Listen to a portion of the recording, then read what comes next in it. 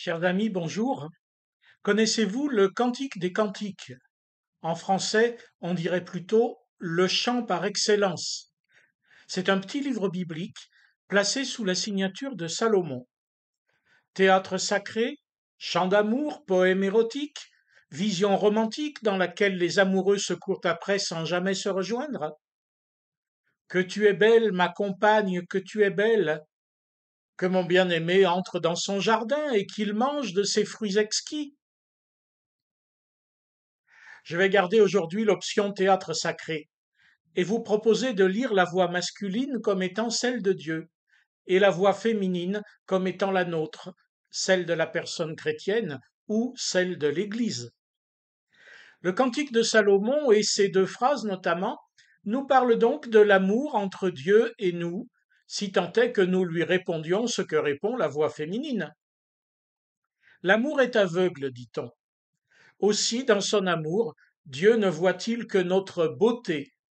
N'est-ce pas le choix que Dieu a fait en Jésus-Christ en ne voulant plus nous voir qu'à travers le don de son Fils à nous autres?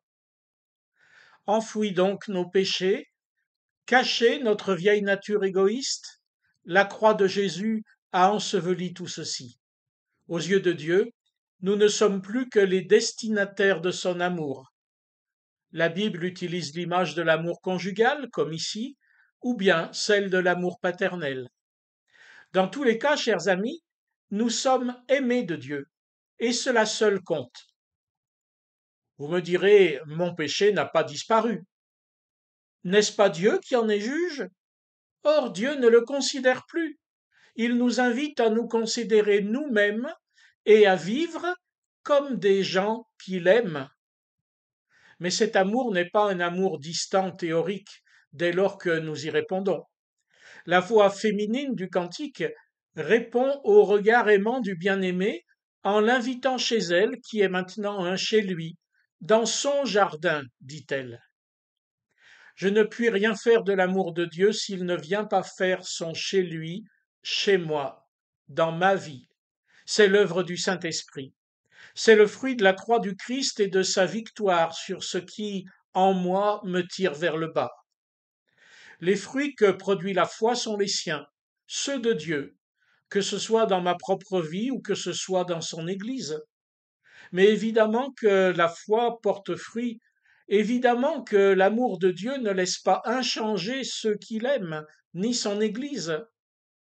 Nous aurions tout avantage pour Dieu, pour nous, pour le monde, à nous replacer dans les rôles que nous donne le poème.